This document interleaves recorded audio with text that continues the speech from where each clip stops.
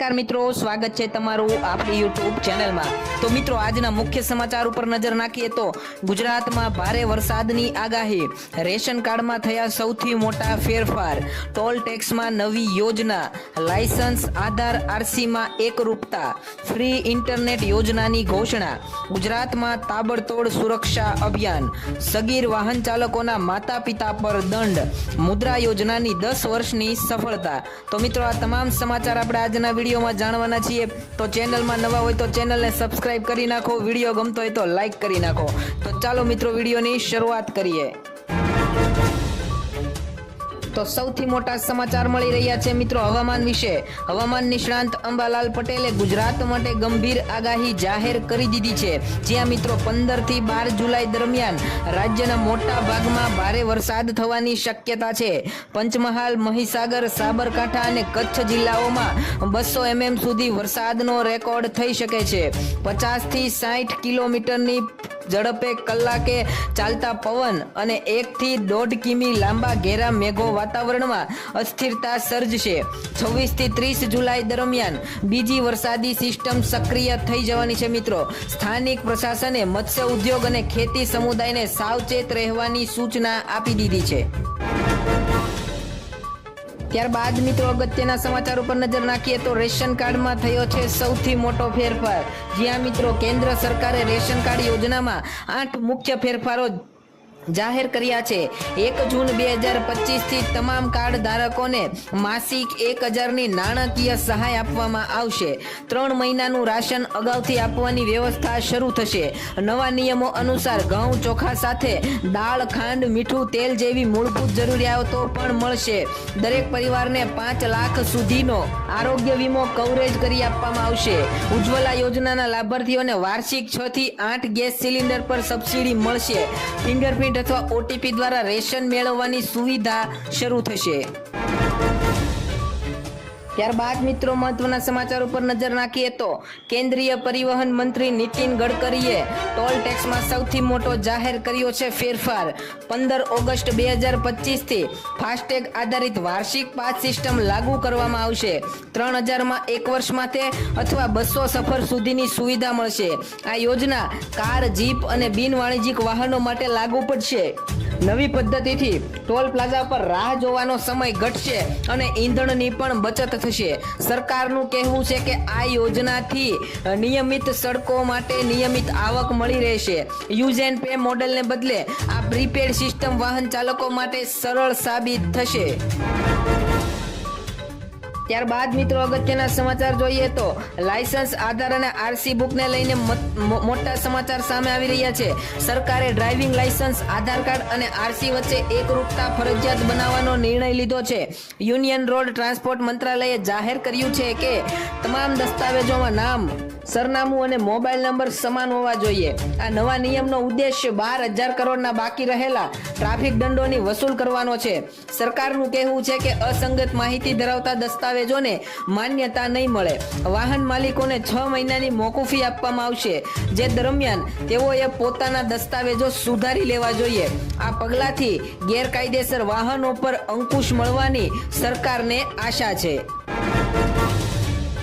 ત્યારબાદ મિત્રો અગત્યના સમાચાર જાણીએ તો બધાને મળશે ફ્રી ઇન્ટરનેટ, જ્યાં મિત્રો કેન્દ્ર સરકારે ગરીબ વર્ગ માટે ફ્રી ઇન્ટરનેટ યોજના જાહેર કરી છે।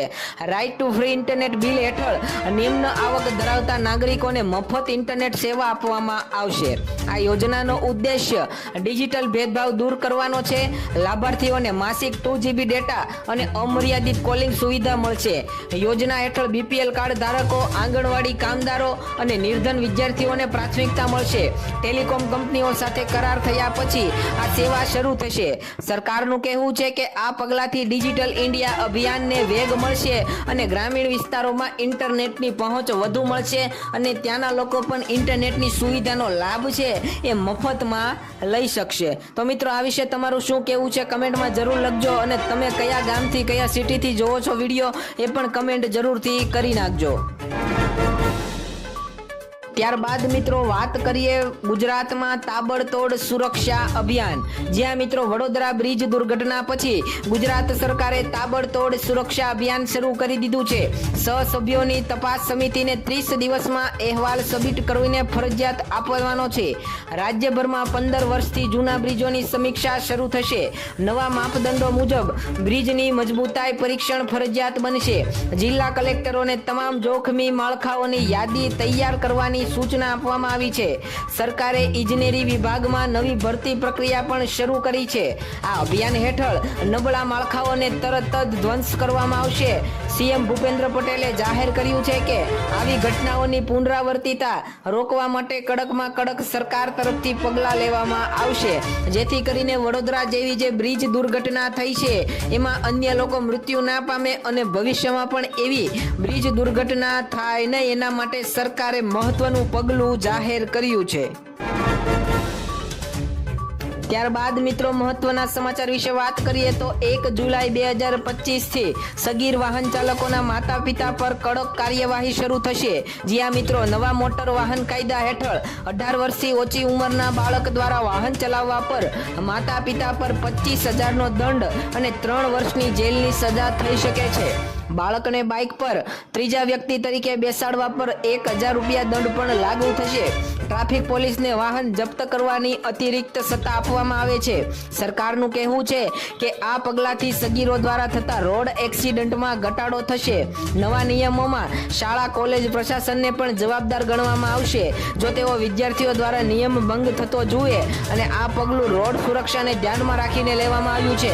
જ્યાં મિત્રો 18 વર્ષથી ઓછી ઉંમરના બાળકો રોડ ઉપર જે બાઇક ચલાવતા હોય છે અને એક્સિડન્ટ થતા હોય છે, એ બચાવવા માટે આ સરકારે મહત્વનું પગલું લીધું છે. જો આ રીતે કોઈ પકડાશે તો માતા પિતા પર 25,000નો દંડ અથવા 3 વર્ષની જેલની સજા પણ થઈ શકે છે.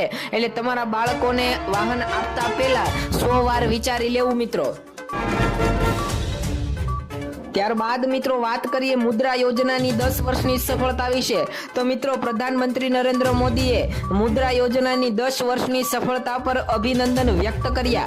આ યોજના હેઠળ 50 કરોડથી વધુ લોકોને 10 લાખ કરોડથી વધુની નાણાકીય સહાય આપવામાં આવી છે. 75% લોન ગ્રામીણ વિસ્તારોના લાભાર્થીઓને મળી છે. મોદીએ જણાવ્યું હતું કે આ યોજનાએ દેશના નાના ઉદ્યોગો અને શિલ્પકારોને સશક્ત બનાવ્યા છે. 28% લોન SC/ST વર્ગને અને 21% લોન ઓબીસી વર્ગને મળી છે. સરકારના આંકડા મુજબ 68% લોનમાં મહિલાઓ છે. મુદ્રા યોજનાએ 1.5 કરોડ નવા રોજગાર સર્જનમાં મદદ કરી છે. પીએમએ જણાવ્યું હતું કે આ યોજના સબકા સાથ સબકા વિકાસના સિદ્ધાંત પર કામ કરે છે.